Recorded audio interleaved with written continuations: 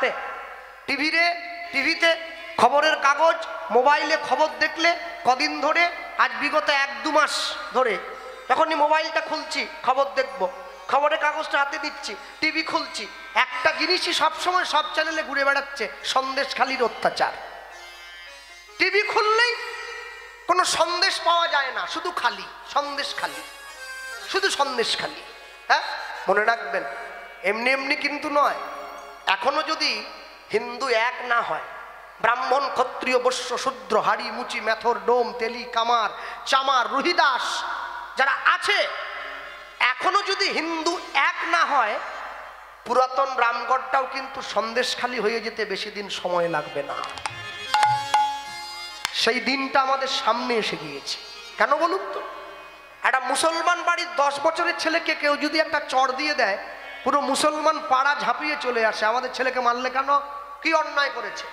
একটা হিন্দু বাড়ির লোক যদি রাস্তায় পা ভেঙে পড়ে থাকে, ওকে বাঁচাবার জন্য কেউ ছুটে যায় না, পাশ দিয়ে সবাই পালিয়ে যায়। আমাদের সর্বনাশের মূলে আমরা নিজেরা, অন্য কেউ নয়। হ্যাঁ, কেন? সবসময়ের জন্য মনে রাখবেন, যে গ্রামে 50টা মুসলিম বাড়ি থাকে একটা মসজিদ তৈরি হয়ে যায়, যে গ্রামে 500 হিন্দু বাড়ি থাকে একটা মন্দির তৈরি হয় না। যেটা আমাদের জীবন, এই মালা তিলক, হরিনাম কীর্তন, অনুষ্ঠান, মহোৎসব, মালা জপ সব বন্ধ হয়ে যাবে আর 20 বছর পর। হরিনাম যেখানে বসে করছ, সে মাটিটাই থাকবে না, মাটিটাই দখল হয়ে যাবে। তাকিয়ে দেখবে বাংলাদেশের দিকে কিভাবে বেঁচে আছে হিন্দুরা। মনে রাখবে, এখনো সময় আছে। এখন একজন বিপদে পড়লে পুরো পাড়া ঝাঁপিয়ে পড়বে। কেন বিপদ হবে? না না না, আমরা তো দরজা বন্ধ করে দেই, ওকে মারছে তুই যাসনি।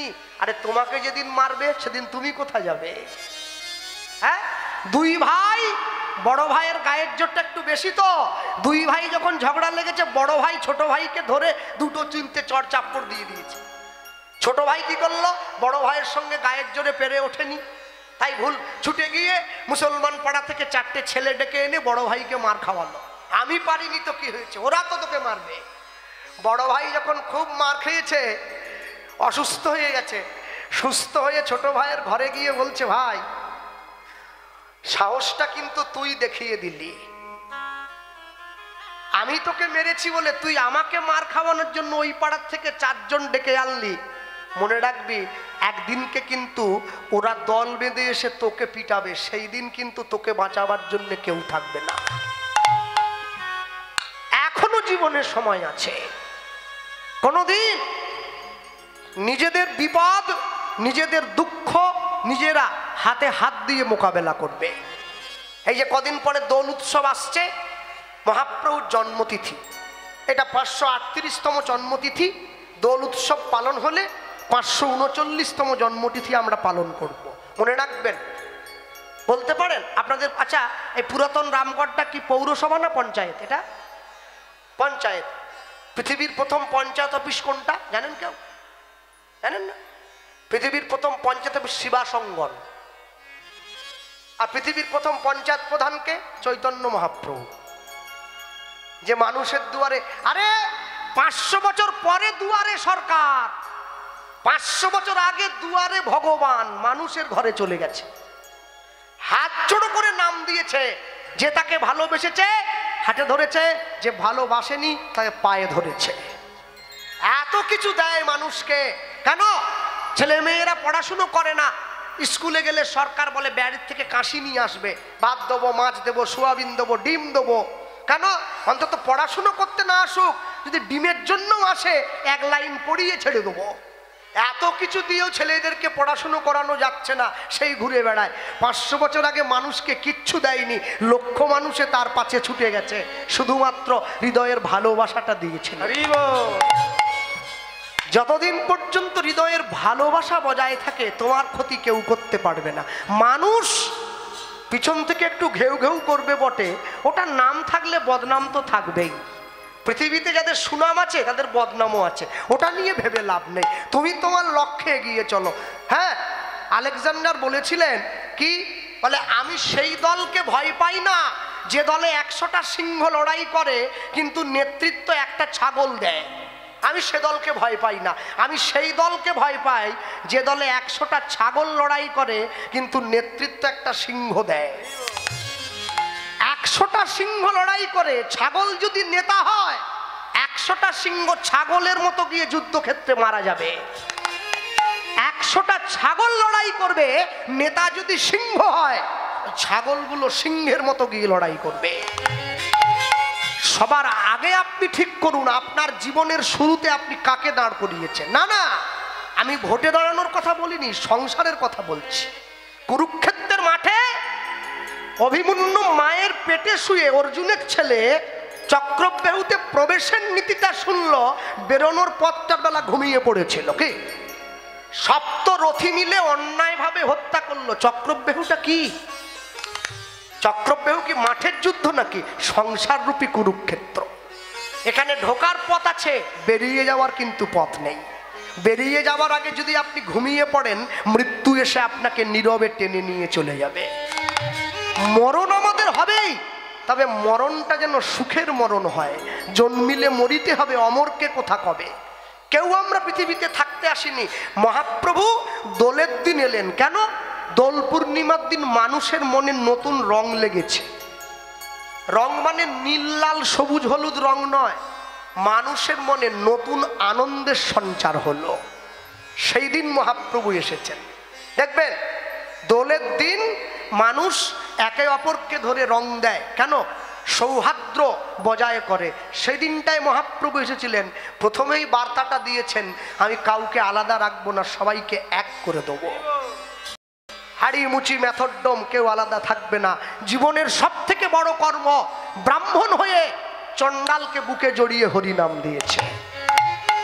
আজ পর্যন্ত যেটা কেউ করেনি মহাপ্রভু করে দেখালেন। দোলের দিন এসেছেন কেন? পূর্ণিমার দিন চাঁদ যেমন বড় হয়ে ওঠে, আর সেই পূর্ণিমার দিনে মহাপ্রভু এসে দাঁড়িয়েছেন মানুষের দরজায়।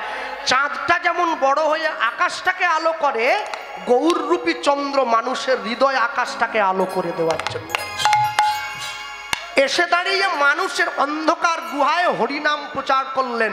নাম যখন প্রচার করেছেন, আস্তে কথা নয়, নাম যখন প্রচার করেছেন, যারা তাকে ভালোবাসে সেও নাম নিল, যারা তাকে ভালোবাসে না সেও নাম নিল। বৈষ্ণব মহাজন লিখছেন কি, হরি নামের নৌকা খানি শ্রী গুরু কান্ডারি উলুধ্বনি। হরি নামের নৌকা খানি শ্রী গুরু কান্ডারি, হরি নামের নৌকা খানি শ্রী গুরু কান্ডারি, হরি নামের নৌকা খানি শ্রী গুরু কান্ডারি।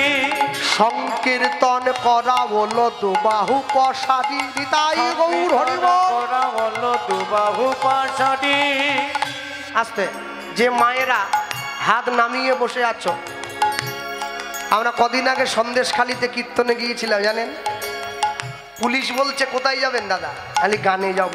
বলে ওভাবে গেলে হবে না তো, তবে বলে এরম করে যান। কেন? বলে জানেন না 144 চলছে, এর নামিয়ে দিলে গুলি খেতে হবে তো।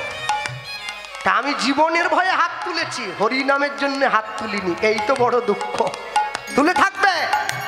সংকীর্তন করা বলো দুবাহু পশারি, হরি হরি বল। সংকীর্তন করা বলো দুবাহু পশারি। সবে জীবী পার হইল প্রেমের বাতাসে, সবে জীবী পার হইল প্রেমের বাতাসে, সবে জীবী পার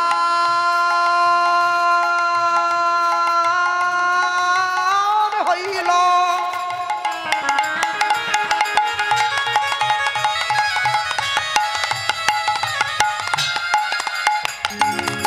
সবে জীবী পার হইল প্রেমের বাতাসে, হইল সবে জীবী পার হইল প্রেমের বাতাসে। লোচন দাস পড়িয়া রইল আপনার দোষে, অইলা লোচন দাস পড়িয়া রইল আপনার দোষে।